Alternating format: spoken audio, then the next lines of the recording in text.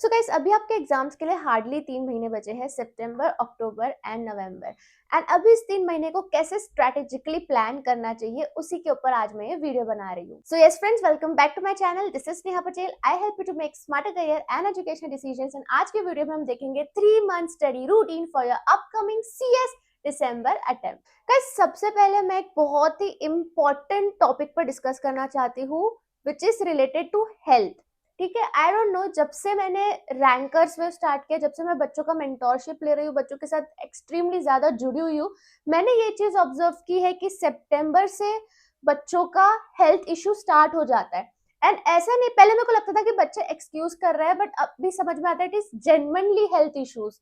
सही में बच्चों का हेल्थ इशू स्टार्ट हो जाता है सितंबर, अक्टूबर, नवंबर में एकदम पीक चला जाता है। एंड ये हेल्थ इश्यूज इसलिए होते हैं क्योंकि बच्चे एक्सट्रीम स्ट्रेस में आ जाते हैं, उन पे बहुत ही ज्यादा प्रेशर क्रिएट हो जाता है एग्जाम्स का, जिससे उनकी बॉडी गिव अप कर देती है। उनको हॉस्पिटल में या तो एडमिट होना पड़ता है या तो मेडिसिन में रहना पड़ता है। एंड यू नो गाइज, अगर आप मेडिसिन खा रहे हो तो आपको नींद आनी ही है। तो ये सिचुएशन मुझे नहीं चाहिए, इसलिए चाहे कुछ भी आप 3 मंथ्स में जो भी हम जितना पढ़ने वाले सब पढ़ेंगे, बट अगर आपकी हेल्थ ही सही नहीं होगी तो कुछ काम का नहीं है, आप नहीं पढ़ पाओगे। आप चाहे कितने भी मेंटली डेडिकेटेड हो, चाहे कितना भी मोटिवेटेड हो, पढ़ ही नहीं पाओगे क्योंकि बॉडी साथ नहीं देगी। इसलिए फर्स्ट इंपॉर्टेंट थिंग, आप अपने हेल्थ को बहुत बचा के रखो। अपने हेल्थ पे एक्सट्रीम ध्यान दो। कैसे दोगे? बाहर का खाना थोड़ा प्लीज अवॉइड कर दो, घर का ही खाओ। टाइम पे सोया करो, टाइम पे उठा करो, क्लीन रहो, हेल्दी खाना खाओ। एंड स्ट्रेस मत लो, ज्यादा स्ट्रेस मत लो जिससे आपका सिचुएशन जो है हेल्थ का वो खराब हो जाए। बिकॉज हेल्थ सही रहेगी तब बाकी सब हम सही तरीके से कर पाएंगे, है ना। सो मेरे को बस ये बताना था आप लोगों की हेल्थ पे ज्यादा ध्यान देना। ठीक है, अभी हम स्टार्ट करते हैं पढ़ाई के बारे में। सबसे पहला क्वेश्चन वाइज जाएंगे कि बच्चों को काफी सारे क्वेश्चन है, तो वो मैं ट्राई करूंगी आंसर करने का। सबसे पहला क्वेश्चन बच्चों को ये होता है कि हम कौन सा ग्रुप, मतलब कंफ्यूजन होता है कि अभी कौन सा अटेम्प्ट करें, हमारा पढ़कर नहीं हुआ है, या तो जिनका रिजल्ट आया है जून का अभी वो कंफ्यूज है कि एक ग्रुप दे, दो ग्रुप दे। तो इसका मैं आपको बताती हूँ आप कैसे डिसाइड कर सकते हो। सबसे पहले तो मैटर करता है कि आपका कितना पोर्शन बचा है। जो भी बच्चे दोनों ग्रुप देने का सोच रहे थे या एक भी ग्रुप देने का सोच रहे थे, सोचो कि आपका कितना बचा है। 50% से ज्यादा तक मिनिमम आपका हो ही जाना चाहिए, तो ही आप दे पाओगे। Because 20 October is the deadline. 20 अक्टूबर तक आपको आपका पोर्शन कैसे भी करके खत्म करना है। हमें 2 महीना तो चाहिए प्रॉपर सेल्फ स्टडी के लिए। ठीक है, तो आप कैसे कर सकते हो? अप्रोक्सीमेटली हर एक सब्जेक्ट में 20 चैप्टर होते हैं। तो समझो कोई बच्चा ग्रुप 2 ही देना चाह रहा है ना, तो उसको कितने करने पड़ेंगे? उसको 60 चैप्टर्स करने पड़ेंगे। एक दिन में एक चैप्टर करोगे तो 2 महीने में खत्म हो जाएगा। सो दैट मीन्स कि आपको 20 अक्टूबर तक पोर्शन करना है, तो आपको एटलीस्ट एक दिन में 1.5 चैप्टर तक तो खत्म करना पड़ेगा।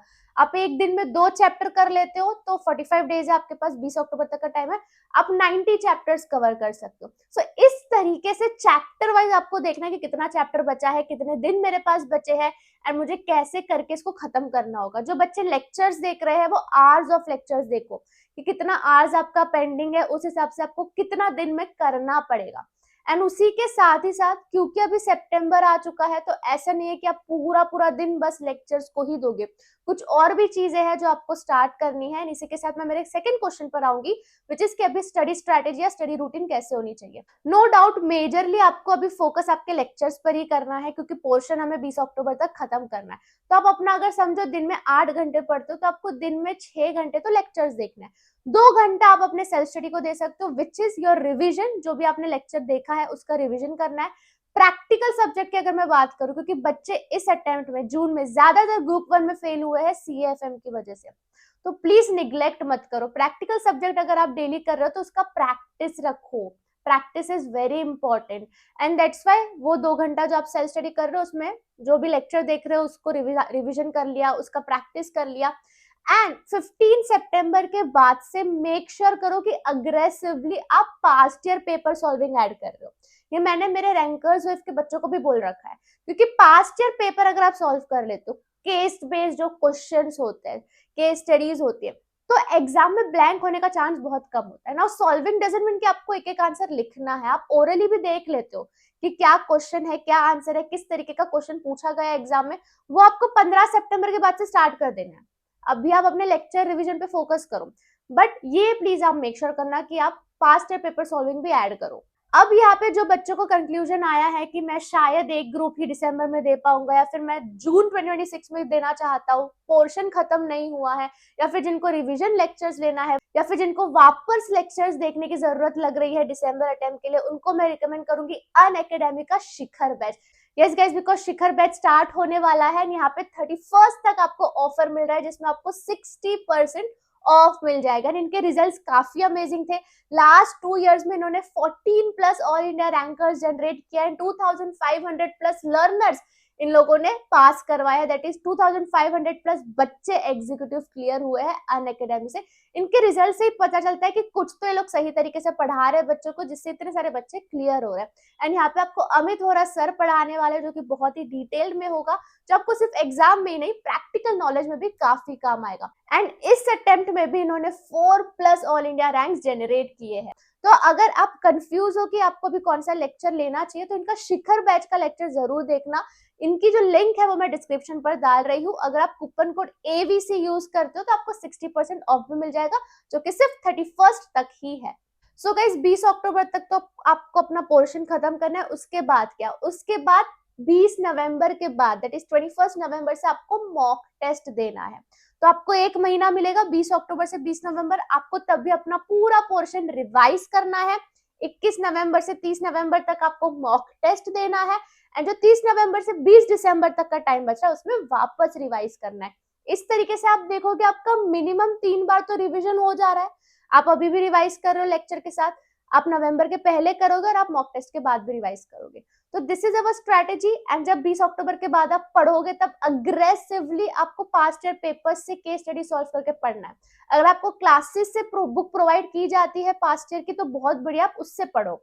अपना मेन पर्पस है कि पास्ट ईयर क्वेश्चन सॉल्व होने चाहिए। PYQs are very very very important. Mock test, जो भी बच्चे एग्जाम क्लियर हुए जून में, अगेन उनमें से काफी सारे बच्चों ने मॉक टेस्ट दिया ही था। अब मॉक टेस्ट दिए बिना जाओगे तो ब्लैंक होने के चांस है। वो मेक श्योर करना मॉक टेस्ट दे दो, जिससे आपको आइडिया लगेगा कि आपका स्पीड कितना है, आपकी राइटिंग में क्या इशू आपको आ रही है।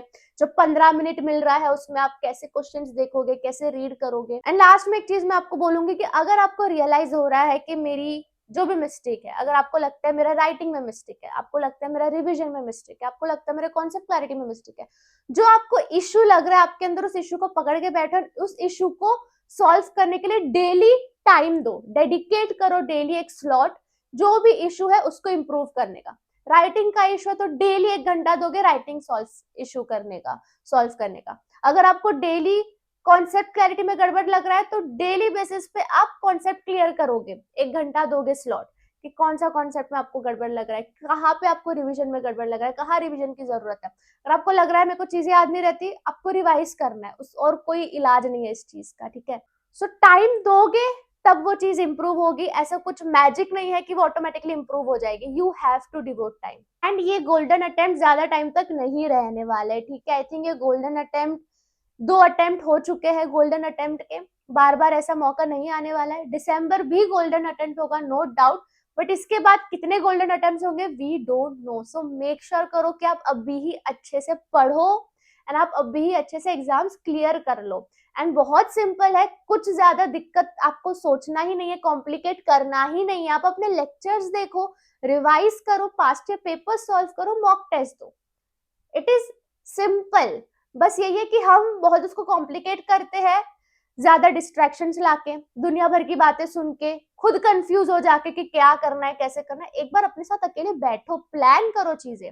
एंड अगर आपको कभी भी गाइडेंस की जरूरत है तो रैंकर स्विफ्ट तो आपके पास है ही। आप मेरे साथ भी 1-on-1 मेंटरशिप कभी भी बुक कर सकते हो। आपके पास काफी सारे रास्ते हैं, बस आप ज्यादा कॉम्प्लिकेटेड चीजें मत करो। जितना सिंपल रखोगे उतना जल्दी क्लियर होगे, ठीक है। बाकी कुछ भी रहे तो मुझे कमेंट सेक्शन पर बताना। बेस्ट ऑफ लक गाइस, मिलते हैं, बाय बाय।